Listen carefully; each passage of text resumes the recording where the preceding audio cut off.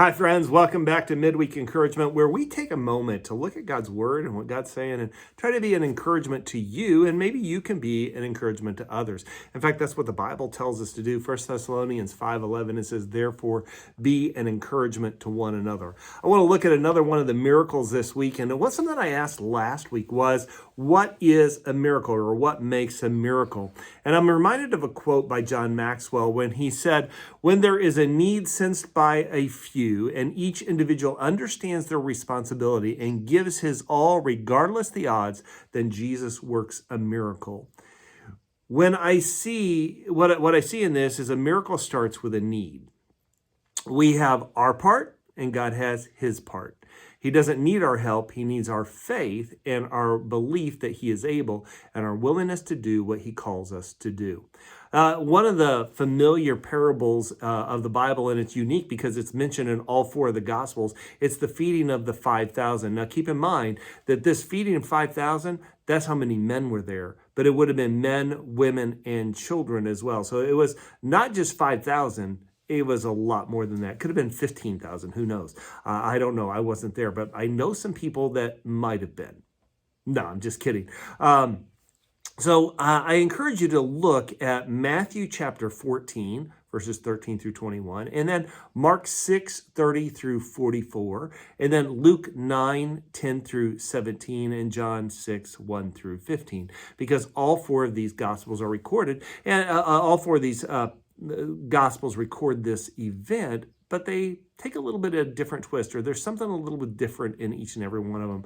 I think what stands out to me is John's account, because John mentioned that they got the loaves and fishes from a small child. But here we have Jesus and the disciples trying to get into a quiet place, a solitary place, a quiet place, but a large crowd follows them. And the disciples say, Jesus, there's so many people, they're hungry. Why don't you send them away? Let them go get something to eat. And Jesus says, you feed them. Well, we don't have the resources to do that. We cannot do that, Jesus. And Jesus says, well, watch this. And so Jesus does this a miracle. And so the disciples are asking the question, shouldn't we just send everybody home? Or should we tell them to go find lunch and come back? And Jesus says, no, you feed them. Their excuse is we do not have the financial resources to do this. We don't have what it takes. This is bigger than us. Let's just go home and forget about it. We see the problem and we want to be caring, and we're trying to do it and see who can fix the situation. We're getting more into what does it take to fix this? And Jesus is saying, let's just offer what we've got. What do you feel the key line is here? I think the key tipping point, the turning point of this miracle is when Jesus says, you feed them. What would it look like if you were invited to an event and you showed up with a loaf of bread and a can of sardines? It's a lunch event. People might start asking if you, before you have to tell them, and they begin to understand what the meaning of what you're doing is, and you walk away with some joy.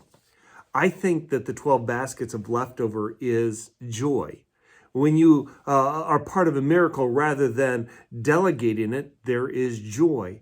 Rather than kicking the can down the road and saying, let's find somebody else to help out, bring your joy. Travel light with fish and loaves. Show up. Don't send people away. It's said that misery loves company, but so does joy, and joy throws a much better party. But I think that this miracle, we need to ask, how does this speak to us, and how does this help me draw closer to Jesus?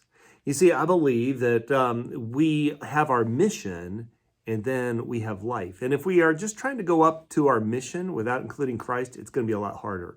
What we need to do is spend a lot of time with Jesus and ask him where he wants us to be in our part of the miracle to take place, our part of you feed them. I think it's seeing a need and trying to meet that need with what we have, and Jesus will fill in the rest of the gaps. It's pretty simple. We have the ability to overcomplicate things.